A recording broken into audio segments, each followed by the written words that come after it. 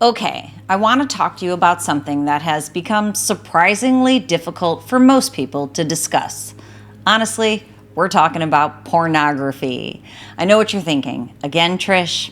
Well, what's interesting is that the conversation has shifted dramatically over the last few decades. When I first started speaking publicly a decade ago about pornography in the brain, most people weren't arguing that it was beneficial. Today, some of my own professional cohorts, likely you know who I'm talking about, are making a very different argument. They're saying that pornography is normal, healthy, potentially beneficial, even good for you. Now, I understand where some of those arguments might come from. Human sexuality is incredibly complicated. Curiosity is normal. Fantasy is normal. I'm not interested in reducing any of those complexities, but as a neuroscientist, there is a question that gets lost in the debate. Because whenever I hear people arguing about whether pornography is good or bad, I find myself wondering if we're even asking the right question. I'm less interested in whether somebody approves of pornography and much more interested in understanding what it may be doing to the brain, to your brain, because that's where things start getting really interesting. One study found that married couples who began using pornography during marriage roughly doubled their likelihood of divorce over the study period. Now, this is a clue. And clues matter, especially when researchers continue to find associations between pornography use and lower relationship satisfaction, lower sexual satisfaction. We know there's also greater emotional distance and higher relationship instability. So let me ask you something. If pornography is entirely neutral, entirely beneficial, or simply another healthy form of sexual expression, then why do these patterns keep showing up? Maybe you've even asked yourself that question. Maybe you're watching this because you've noticed something changing in your relationship, your desire, your arousal, your connection with your partner, and hopefully you're trying to figure out why.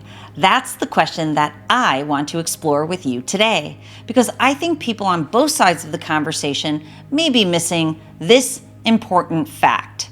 I think the real issue may not be pornography itself. And if that's true, then we're having the wrong conversation. This episode is brought to you by my HarperCollins published book, Mind Over Explicit Matter. Learn how artificial stimulation miswires your brain and what you can do to rewire it back to purpose, intimacy, and connection. Go to drtrishleigh.com/book. Welcome, welcome, welcome. I am Dr. Trish Leigh. If you're new here, I'm a cognitive neuroscientist, brain performance expert, and someone who has spent years, decades honestly, looking directly at how behavior changes the brain and how the brain changes behavior. Every week, I sit with people from all over the world in my office via video meetings. But these people tell me the same story over and over. They love their partner. They want their relationship to work. They aren't looking for a way out of the relationship, yet something feels different and they can't quite explain it. Maybe that's why you're here. Maybe you still love your partner and you still find your partner attractive, sometimes less attractive, because of the impact. But also maybe nothing dramatic has happened to you, yet somehow you have less connection, less desire, and less ease than there was before. And if that's you, I want you to consider something very important. What if part of the answer isn't just emotional or psychological? What if it's neurological? The human brain is constantly learning. It's paying attention to what creates reward and what deserves attention in the future. Dopamine plays a major role in this process. Despite what social media often suggests, dopamine isn't bad. Dopamine is a teaching signal. It helps the brain determine what matters. The challenge is that modern life has become so saturated with stimulation. Social media, online gambling, sports betting, streaming platforms, endless scrolling, and then, of course, pornography proper. They all compete for the same reward circuitry. Many of these experiences function as what neuroscientists call supernormal stimuli, meaning they provide very high levels of novelty and stimulation that far exceed what the human brain has evolved around. When something is highly stimulating, the brain adapts. That's what healthy brains do. Over time, the nervous system becomes more responsive to what it experiences most often. As a result, what once felt exciting begins to feel ordinary. The threshold shifts. The brain starts expecting a higher level of stimulation than it once did. And this is where I think many people misunderstand the conversation. Most people assume the issue is attraction or desire. They think, maybe I just don't find my partner attractive anymore. But in my experience, attraction and desire are often not the primary issue. The deeper question is where the brain has learned to direct desire, attention, and attachment. Now, sexual desire isn't simply about arousal. It's one of the ways that human beings bond. During sexual desire and intimacy, the brain releases a powerful blend of neurochemicals that help to connect pleasure, reward, attachment, and emotional closeness. In healthy relationships, those pathways become increasingly linked to a real person. Your partner becomes associated with comfort, excitement, desire, and connection. The brain strengthens those associations over time with repetition. Pornography introduces something the human brain never evolved for. The reward system receives the neurochemical flood associated with sexual desire, while attention is directed toward an endless stream of novel people on a screen, fantasy. Gradually, the brain begins associating excitement and anticipation with novelty itself, rather than consistently reinforcing the connection with your real-life partner. So in other words, the chemical flood that was designed to strengthen connection with a partner, well, it can gradually be redirected at very high levels toward the people being consumed on the screen. That's why I don't think this is simply a conversation about arousal. I think this is also a conversation about attachment. This is what I mean when I talk about the miswire. Not because someone consciously chooses it, not because they're trying to disconnect from the person that they love, but because the brain is always learning, and whatever gets practiced becomes easier. Now, one reason I think this conversation matters is because for some people, the consequences don't first show up as relationship dissatisfaction. They show up sometimes as sexual arousal dysfunction, what I call SAD.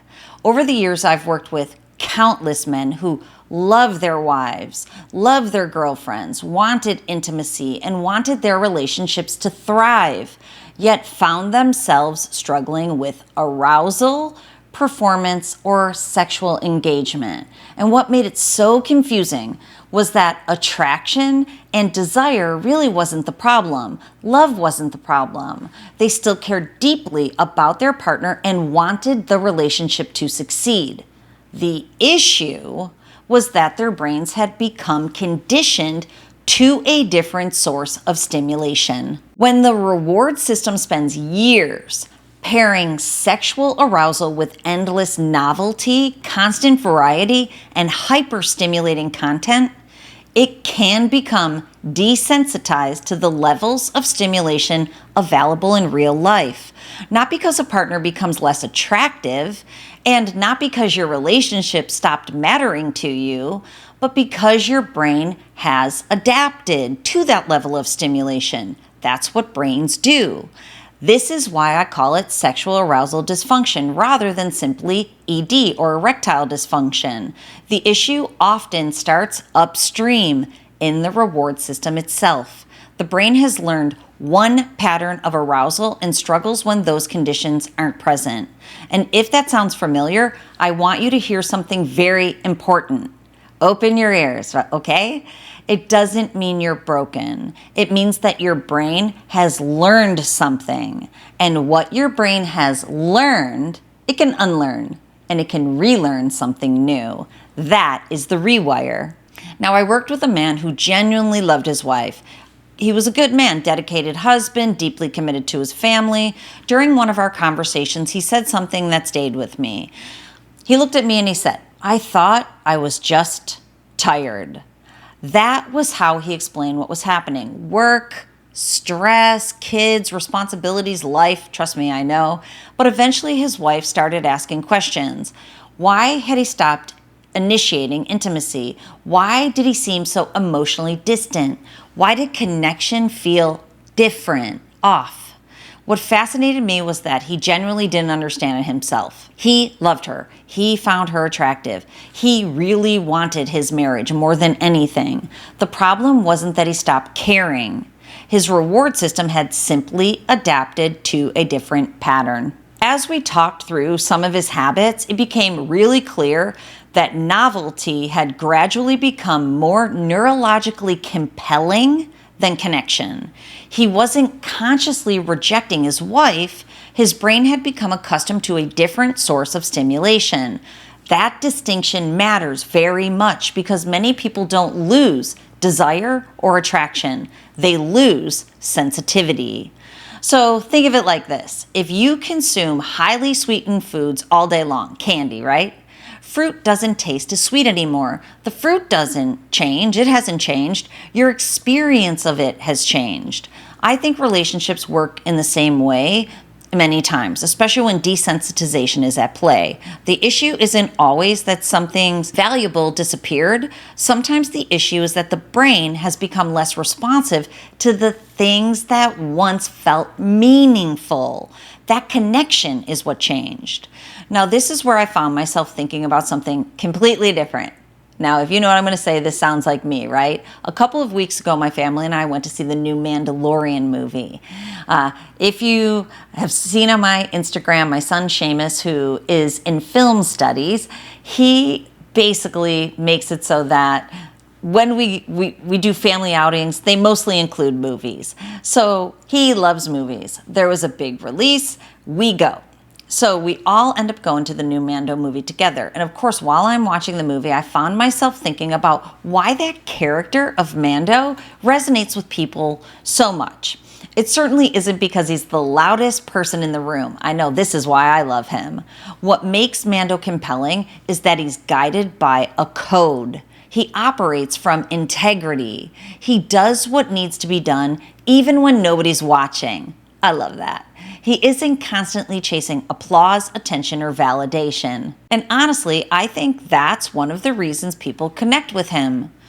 Deep down, we know meaningful lives aren't built by chasing every impulse that appears in front of us.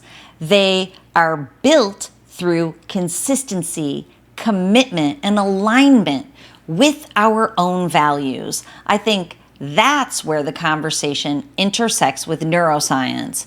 Your reward system, it doesn't care. It does not care about your goals. It doesn't care about the promises that you've made to yourself or the vision that you have for your future life. You know what it responds to? Repetition. That's it, over and over and over. Whatever gets repeated gets reinforced. Eventually, the brain begins favoring the pathways it practices most often. Remember that next time you're repeating a behavior. So here's the question I want you to sit with. What happens if your brain spends years, decades for some people, practicing novelty while your relationship requires consistency? What happens if your reward system becomes exceptionally good at chasing the next thing that makes it feel good, while intimacy asks you to stay present with the person already sitting beside you? I don't think we fully answered that question yet, do you? But I think it's a really, really important one because I don't know anyone who wakes up one day and says, I hope I slowly train my brain away from intimacy. That is not how it happens. It's gradual, it's subtle, it's insidious. It's often invisible until the consequences begin showing up in your life, and namely, your relationship. But if I'm being honest, I don't think pornography is what creates the very deepest wounds in most relationships. You know what it is? I think the secrecy does. Because secrecy changes relationships in ways most people underestimate. Sometimes the deepest injury isn't the behavior itself. It's the concealment, it's the uncertainty, it's the realization that reality may not be what you thought it was. Maybe you've experienced that yourself. You've looked at your partner and you thought, something feels different, but I can't put my thumb on it. Or maybe you've been the one keeping something hidden. Many of my clients have, convincing yourself it wasn't important enough to matter, or not having the skills to have the conversation. Either way, secrecy changes the emotional environment of a relationship. And the problem is that secrecy rarely stays contained. Once trust begins eroding, safety becomes less certain. Emotional connection weakens. Both people begin filling the gaps with stories that may not be true. One person wonders if they're no longer desired. The other convinces themselves everything is fine. Does this sound familiar? Meanwhile, distance quietly grows between them. This is where neuroscience becomes incredibly helpful because betrayal isn't experienced as merely emotional pain. The brain interprets betrayal as a threat to attachment, safety, and certainty. That's one reason betrayed partners often describe feeling as though they've been physically injured. Their nervous system is responding to a perceived threat to one of the most important bonds that they know, pair bonding. I think this explains why some couples recover and rebuild a relationship that's authentic, while others remain stuck for years. We're going to unpack that in much greater depth in the future. But let's come back to the question we started with. What if pornography isn't actually the main issue? What if the deeper issue is what your brain has been practicing all along? Because every single day, your nervous system is rehearsing something. It's rehearsing what gets your attention. It's rehearsing what creates desire. And it's rehearsing what feels rewarding, most rewarding to it. And over time, those rehearsals become habits. Those habits become pathways, and those neural pathways quietly shape the quality of your relationships. That is neuroscience, not judgment. Your brain adapted. That, my friend, is what brains do. But of course, the hopeful part is that what gets miswired, in fact, can be rewired. Sensitivity can return, connection, presence, intimacy, true, real-world desire. But first, you have to be willing to be brutally honest with yourself with this question. Get out your journal and think about it. What has my brain been rehearsing? Whatever your brain practices, it gets better at. And next week, we're going to talk about something I think is even more important than pornography. Why secrecy changes the brain. Why betrayal feels physical within a coupleship. And why two couples can experience the exact same event and end up with completely different outcomes. I think that's one of the most misunderstood conversations in relationship neuroscience. And honestly, it's where the story gets really, really interesting. Until next time, drop your comments, tell me what's on your mind, and always remember to control your brain or it will control you. I'll see you next time.